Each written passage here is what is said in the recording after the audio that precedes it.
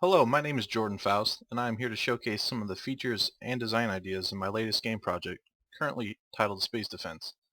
This project is currently being developed inside the Unity 3D engine, using mostly JavaScript and a little bit of C#. As we enter the game, the first things you'll notice is sort of this big burning object in the center. This is the sun, the center of the solar system that you will be creating. It acts as the base for the game, since this is a 360-degree tower defense game, uh, with a bit of RTS elements as well. The main goal here is to essentially protect the sun at all times from all the invading enemy forces, which will come in timed waves.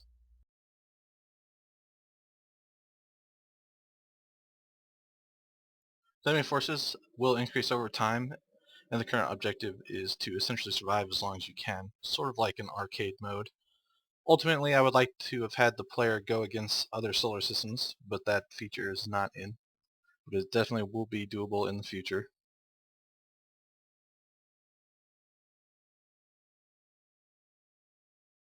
So just to sort of discuss some of the things you can see on screen here, mainly the HUD, I'd like to go ahead and talk about those. One of the most important things is on the bottom left, which is right here. This is the information panel for the player sun. It has the health bar of the sun, as well as these two buttons, which allow you to build objects to add to the solar system. The first button we have here, it allows you to create a planet. So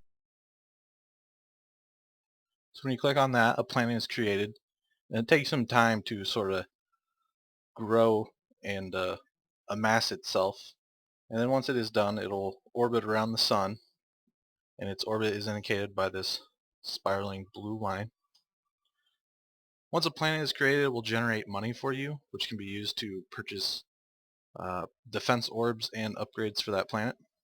So the defense orbs can be found here under the sun panel, which allow you to create more orbs. In order to create more orbs, you need to have a higher population count, which is indicated up here. Currently I have 3 of 3. To increase that number, you just build more planets. And once they are built, it'll allow you to create more orbs. So now that I've lost some of my orbs, I'll be able to rebuild some more. And when you send them to a planet, it'll draw these lines which will indicate which planet they are going to travel to. And the orbs kind of just pick a target and follow. And the target they follow will be whichever planet you have selected. And if you have no planet selected, they will default to the player. So you can build some more and they'll follow the player around. And you can click around and have them travel wherever you need them to. This helps you fill in gaps that can happen during assault waves. Other important things within the HUD here, we have the score at the top left, the wave number, and at the top right here we have our cash, which is used to purchase new planets and upgrades, which we'll take a look at here in just a second. So we bring up a new planet selection, and we have this new HUD box show up over here on the right. And this gives us a few extra options that we can play around with the planet. One of the key features is you can change the orbit, so you can reverse the orbit. So some of the other buttons we have is an upgrade that will increase the size of the planet, and this is sort of a universal upgrade. It betters the planet in pretty much every way, so it'll allow the planet to generate more money, increase its health, increase the range at which it can attack and essentially block enemies. So if I zoom in here, you'll probably be able to see it a little better when I increase the size of the mass. But when you click on it, it'll give the upgrade. It'll grow in size slightly. And after a couple of these upgrades, which you can have a maximum of 5, the planet will be distinguishably bigger than the other ones.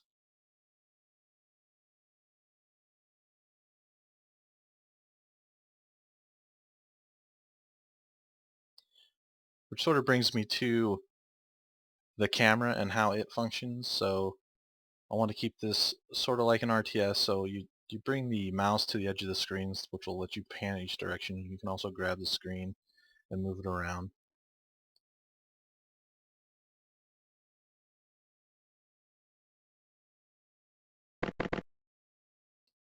And here's the build queue. It'll show how many orbs you're currently building. So the entire game is almost entirely played with just left and right clicks, which was sort of an important thing to do to keep the play style, very simple. Also zoom in and zoom out. The zoom is determined by how far away from the sun your furthest planet is, so as you build a new one, it'll automatically zoom out for you. And this will create a new max zoom for the camera, and you can zoom back in if you feel like it.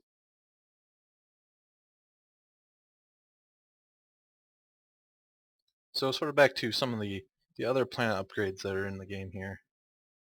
You can create moons, which will give the planet a moon, which will orbit around the moon. And what it does is the moon will try to fire down projectiles being fired at that planet or anything else nearby, which is sort of a fun element because it allows planets that are nearby to sort of protect each other if one has a moon and the others do not.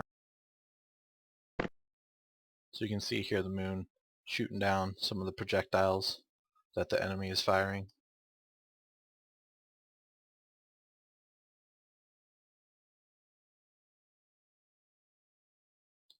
One of the other upgrades that are available is the atmosphere, which essentially works like a force field around your planet, and it reduces the incoming damage by half.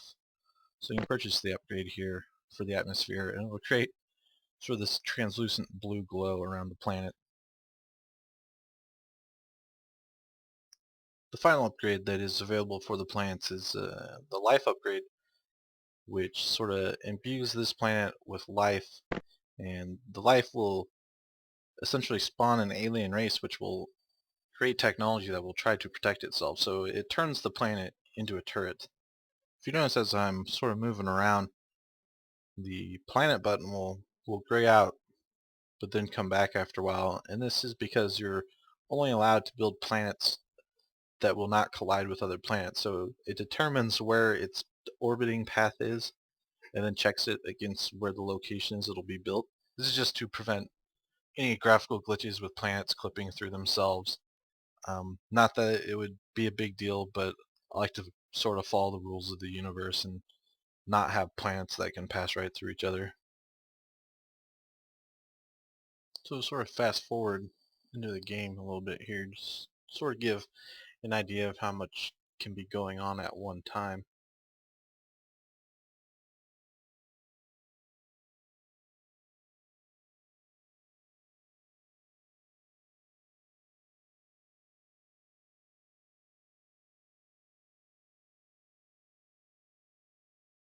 And that is all I have for you. Thank you for watching.